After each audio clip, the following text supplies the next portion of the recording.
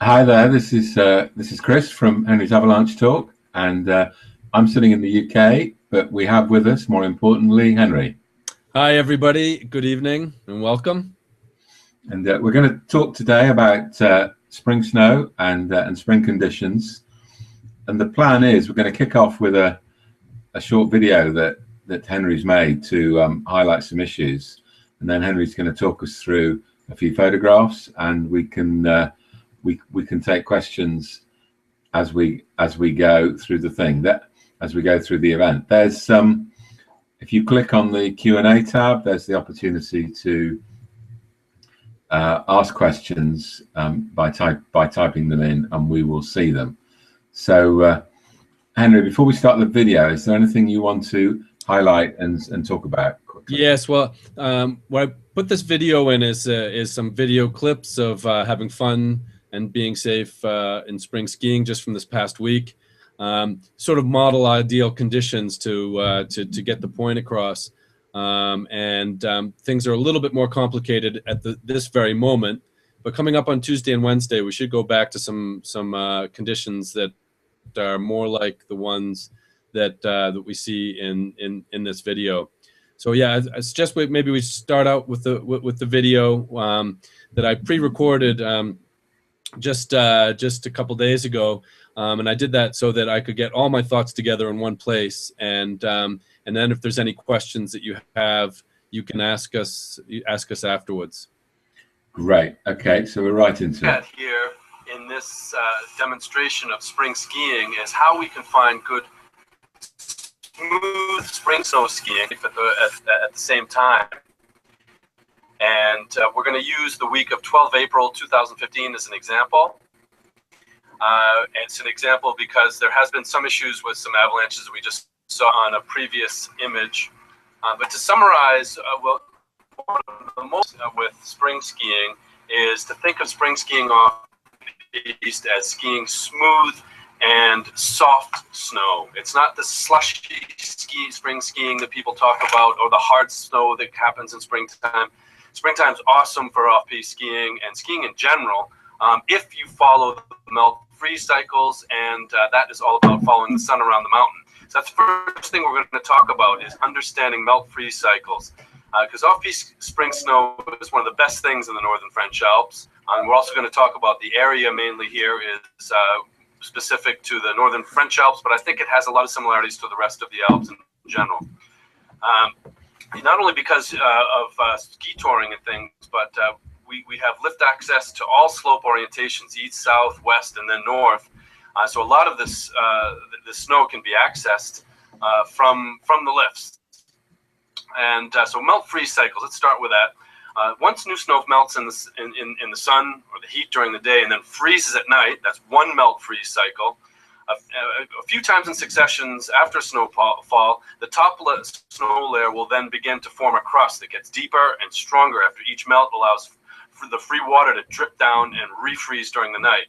So any given melt-freeze layer, which that's what this crust layer is referred to, each time there's a cycle of melting and freezing, this layer becomes stronger because the melting and the free water drips deeper, it penetrates deeper into the snowpack each day, and therefore it can then freeze more, and that crust gets deeper and deeper. If untouched, the top of this frozen snow layer is smooth and solid first thing in the morning. Then it becomes progressively softer as the warm sun and increased temperatures melt and during the day. And this process starts on east-facing slopes because usually the sun rises in the east and shines on east-facing slopes. And then they move to south and west facing slopes. And then the north-facing slopes generally don't get a melt-freeze layer on them until late April due to lack of sun. And that's usually sort of above 2,000, 2,500 meters. It takes a while for these north-facing slopes to get enough of a melt to have this effect that I just described. So for good skiing, the trick is, after a couple of good melt-freeze cycles, once they've created a good solid layer on a slope, you need to get on that slope when the snow surface is smooth and solid with only about 2 or 3 centimeters of soft melted snow on top. And these are generally slopes that have been in the direct sunlight only for an hour or so. So for example, an east-facing slope at 9, 9:30 or 10 in the morning. And then, of course, a little bit later for south, and then even a little bit later on for west. And sometimes you can see that melting process doesn't get to west-facing slopes midday, 1 o'clock in the afternoon. Then you need to get off those slopes that have been melting quite quickly, because otherwise what happens is the snow gets too soft and mushy, and you start breaking through. And also, for the second part of this talk, we're going to look at some of the dangers of avalanches. Second part of this demonstration here, this video demonstration, there's avalanche dangers start to really kick in most of the time, not all the time, but most of the time in the springtime after the slope has been basically too slushy to ski. And then they become too unstable after all that melting, and then avalanches can be a problem on these slopes that have been in the sun for a while. So a tip for getting really good snow, spring snow, is after a solid melt freeze layer is formed and there has been a good melt during the day preceding your ski that you're looking to do, it needs to freeze really well the night before. So generally that means a clear, cold night, and cold meaning getting down to at least 0 degrees at the level that you're starting from in this, perhaps, like, let's say the ski area that you're starting in, because you don't want to be skiing down below the freeze level, and because then you're getting into slushy snow, you start breaking through, and there is the issue of avalanche danger that we're going to talk about in a second. So anyway, nice clear cold night where it freezes down to the level where you're starting at. So you're going up into areas where it got down to -4, -5 if it's a ski area, quite quickly, because you can take the lift. So if you're doing a tour after the lift's closed, for example, you need to make sure that you're starting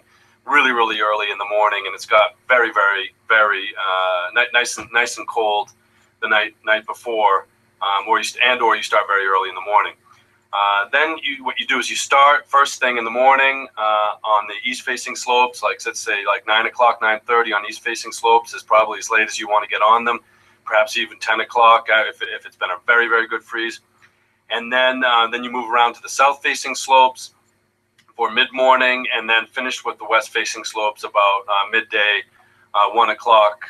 Midday if it hasn't really frozen all that great, or if it's really warm, and 1 o'clock if it's been a good cold night and it really froze well and it's remained fairly cool during that day.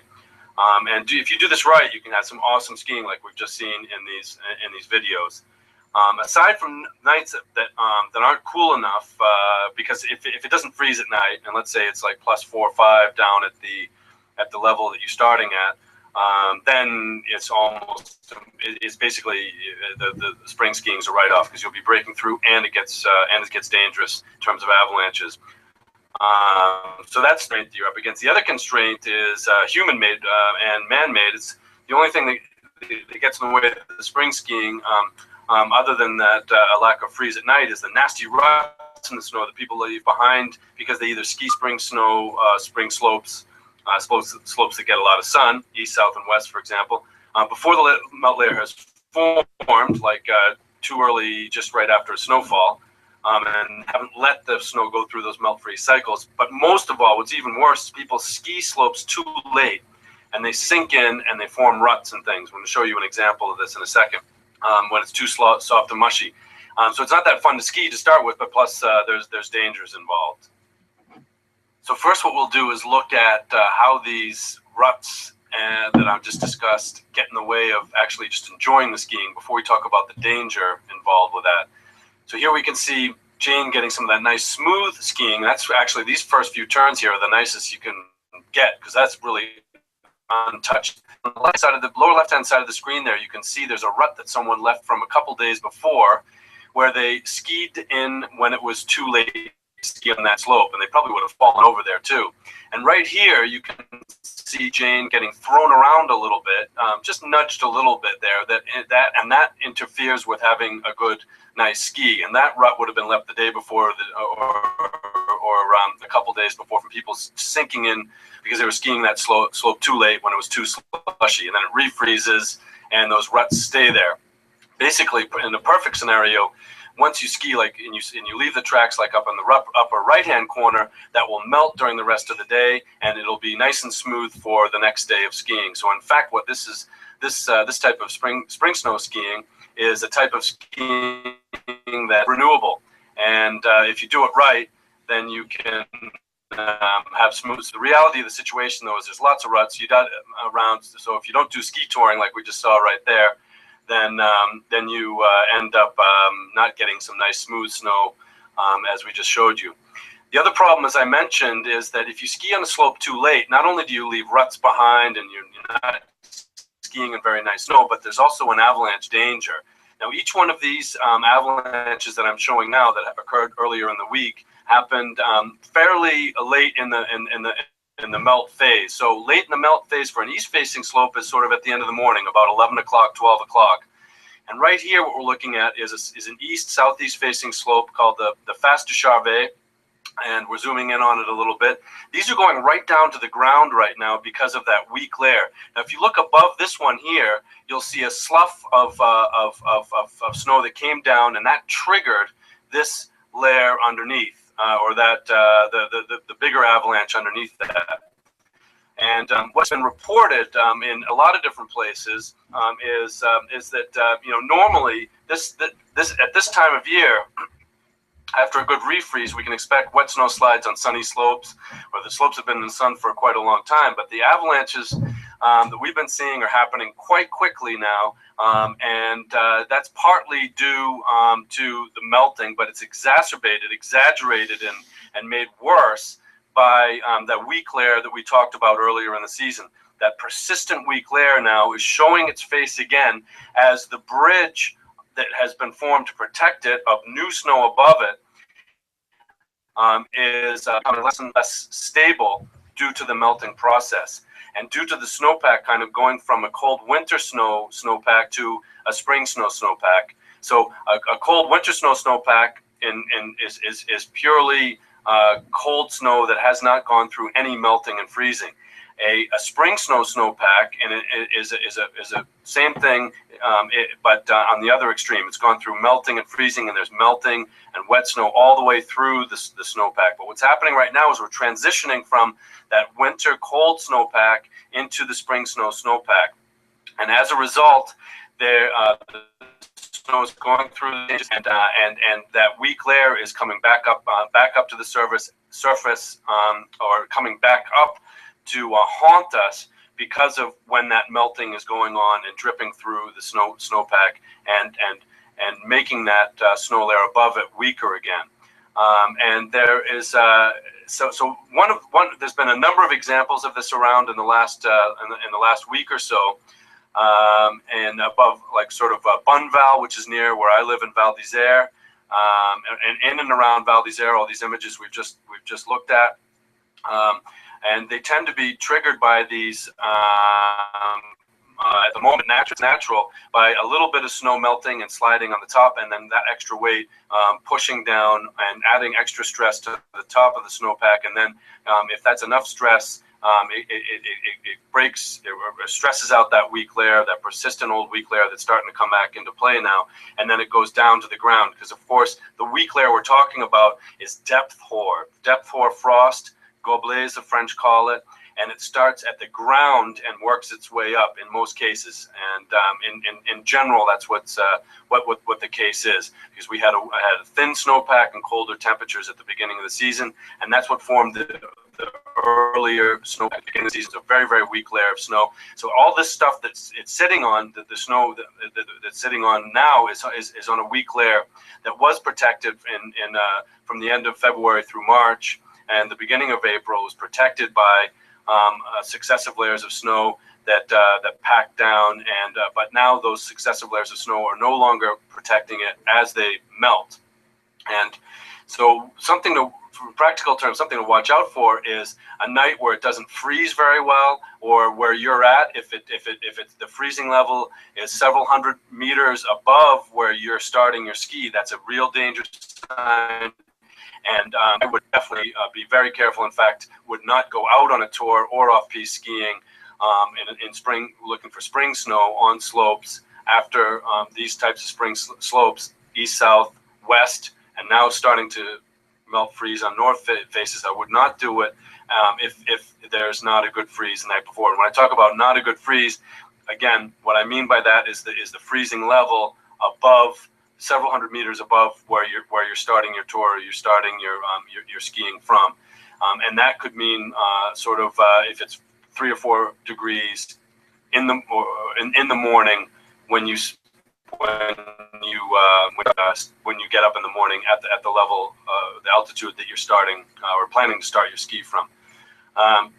There have been a lot of this weak layer has been reactivated in a lot of sectors of the northern French Alps on slopes that superficially at least appear stable. And it's not just in the northern French Alps. I think it's throughout the Alps in general. So this is something to really watch out for right now. And because of this weak layer, one thing to add to this weak layer does not follow the general predictability of stability and instability in the springtime. And the predictability comes about after a good freeze at night. The snow is usually very stable until it goes through those successive warming on east faces, south faces, west faces, and that's fairly predictable. And then you know, when it's in its frozen phase, it's stable, and when it's on its melt phase, it's unstable. The problem is when there's a significant weak layer under all that snow, it can happen that the rules are broken. And these rules are broken, meaning that sometimes even after a good freeze on an east-facing slope at 9 o'clock, when it looks like it should be good, it'll avalanche. Sometimes on a facing slope at sort of 11 o'clock, well before it's really melted significantly, at least enough to be pleasurable to ski on, it can avalanche. So this is something that we got to watch out for in this season of springtime 2015. Because of that persistent weak layer in 2014, 2015, December, January, then that weak layer is starting to come back and cause a bit of unpredictability. So certainly when there has not been a freeze at night, then perhaps call off a spring skiing outing. And then when we do get out there on the steep slopes, 30 degrees or more, 30 degrees, remember, is about the steepness of a black run. And when we're off piste on those 30-degree slopes, we got to be really, really careful and keep our eyes open and watch out for this potential for this persistent weak layer to be releasing on the slopes we're on. Does that mean I'm not out spring skiing after a good freeze at night? No, I'm out there all the time and enjoying the spring snow. It's just that I'm that much more vigilant at the moment. But I think this week is looking good for some pretty decent freezes at night because of the clear skies that are forecast for the night, and then the big freezes melts during the day are great because that means the free water is still dripping right into the snowpack, and in hopes that the night after that it's going to be a good freeze. We look forward to another good day of spring skiing the following day. But keep your eyes out for the bulletins. Keep your eyes out for the posts and on Twitter and Facebook that we're doing a Henry's Avalanche Talk, and you'll get some good feedback on all of this. And I'd like to thank also for some references to David George from Piste Hors and Alain Duclos for some of the things they posted on their website. Alain Duclos on dataavalanche.org and David George on pistehors.com. Thanks very much. Have fun and be safe.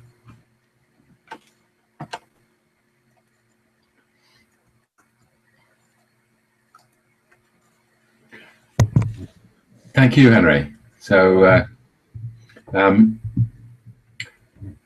so if anybody's got any questions following that, I mean, I have one while we look in, Henry, because you highlight that the normal thing where it's safe when it's safe because of the overnight freeze. Yes. Isn't necessarily applying at the moment, and you're saying you're being a bit more vigilant.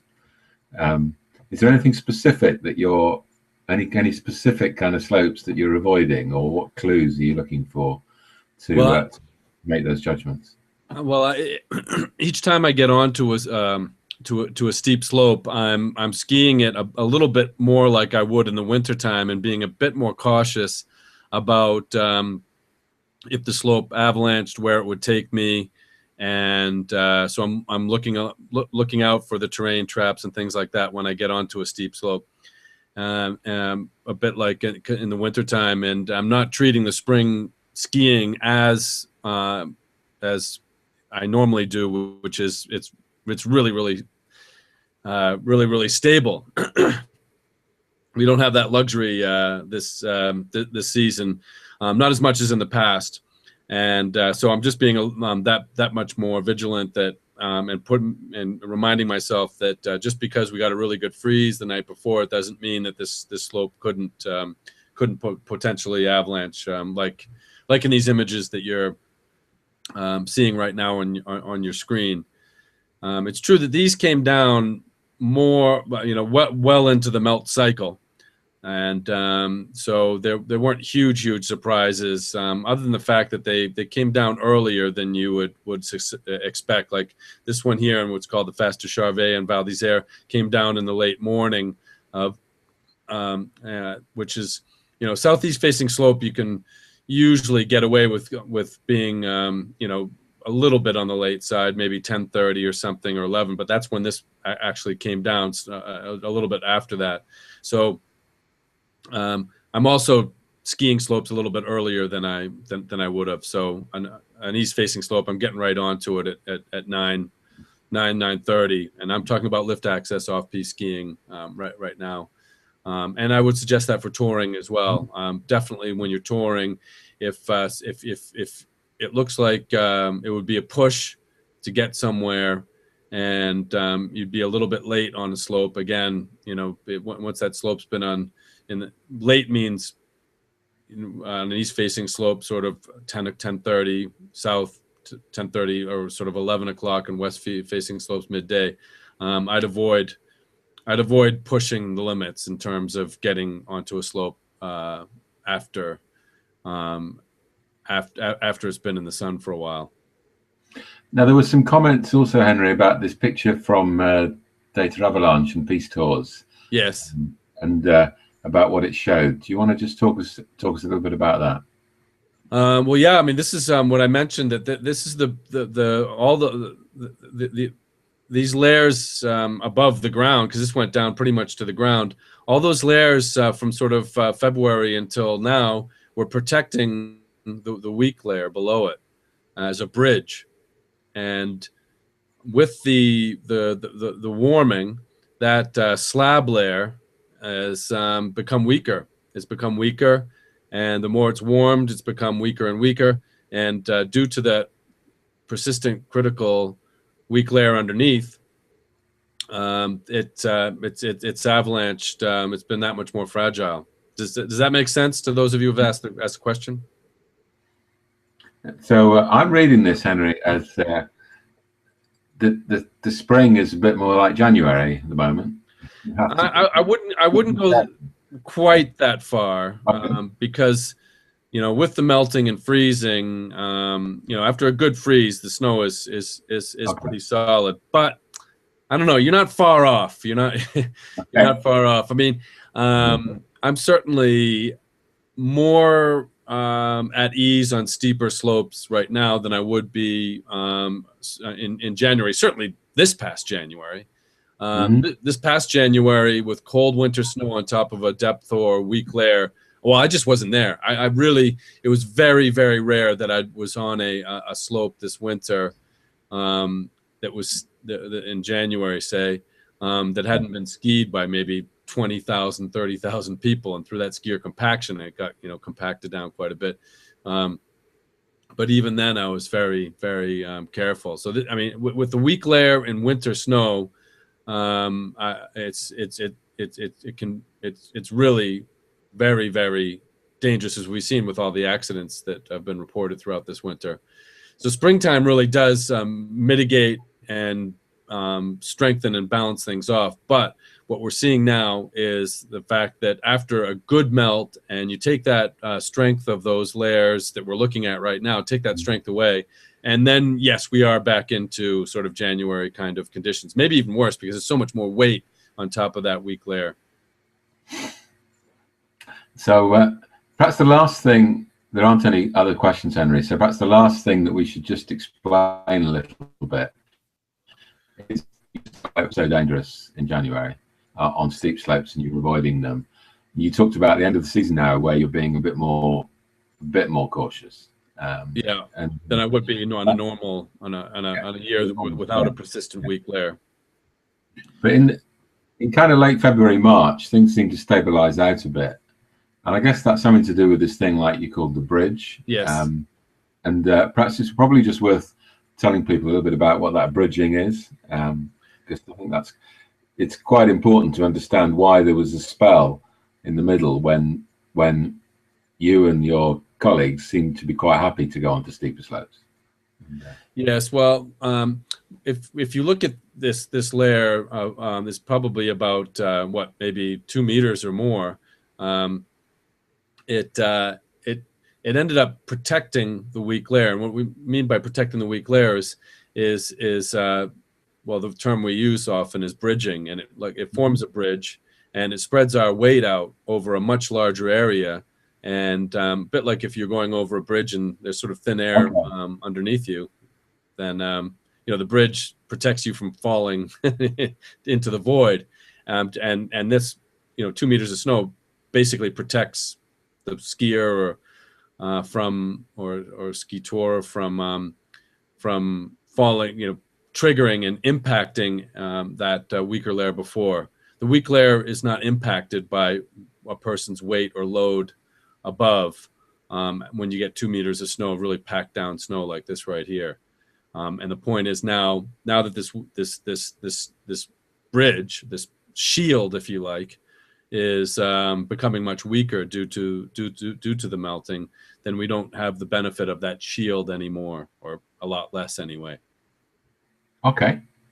Well, I think it's been really clear, Henry, and thank you. And there's a good introduction to how to think about the spring for everyone. So there are no more questions. So I'm thinking that we close down now. Yeah, we can close down. I'll just do, as we close down, a summary on the current conditions, at least in the northern French Alps, and some practical things to look out for.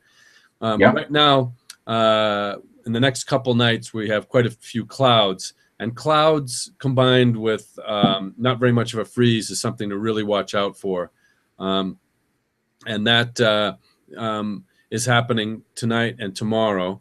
And and tomorrow night, but going into actually into Tuesday morning, it looks like it's going to be quite clear Monday into Tuesday. So I correct myself. Tuesday and Wednesday look like the best days in the northern French Alps anyway for spring skiing. You have clear nights and relatively cold temperatures. So, and clear nights are really, really important. I'm not going to go into why, but they really act as a nice bonding, cold cooling effect, and harden the snowpack a lot, so that you can get out and go through that that sort of that format of east, south, and west facing slopes. And we're going to get that for Tuesday and Wednesday. Otherwise, on the other extreme, if you have a very warm night, as I mentioned before, where it didn't freeze very much where you're at the altitude you are, down lower than the slopes you're going to ski, plus clouds, you really have to be an expert. I have some colleagues who are going out and getting some really good skiing, but they're having to really, really think things through and go quite high up. It was in Val d'Isère, for example, it was about 4 or 5 degrees at the ski resort level, which is 1,850 meters. And so it was 4 or 5 degrees plus a cloud cover. So they really had to think things through. But that's where 35 seasons of in the area help you out. But basically, if I wasn't with a professional who had been in the area for many seasons, I'd probably call off a day of spring skiing, or just stay on low slope angles if it didn't freeze at night and it was cloudy like it's supposed to be tonight. And I correct myself. I think tomorrow night, Monday night into Tuesday, it's going to clear up, and then Tuesday night into Wednesday, it's going to clear up. So Tuesday and Wednesday look really, really quite good. So sorry for that rather extended summary and wind down for the talk. But if that triggered any more questions, you can send them to us on email. And if you think that I should have been clear on any one point or another, Chris, let me know. Otherwise, maybe we can wind things down, let people get on with their Sunday evenings. No, I think that was, well, it certainly came across very clearly to me, Henry. So okay, great. I'm sure everyone will get it. So okay, and if there isn't any, if anyone has questions, send us an email on if you go into henrysavalanchetalk.com and you go to the very bottom and press contact, you can send the email and we'll get it. Otherwise, you can go into Facebook, Henry's Avalanche Talk on Facebook, and I also have a Twitter account as well that you can find maybe as well. But probably the best is to go on the website or Facebook. Yeah. All right, Henry, that's really great. Thank you very much, everyone, for joining us. And you know where to find us. We'll be in touch with the next one of these the next time. It may be next season. It may be in the run-up to next season, or maybe sooner if we have a if a particular issue arises where we think it's worth sharing. So we'll be in touch soon. Thank you very much. Thanks very much, everybody. Have fun, be safe, and enjoy the rest of the season.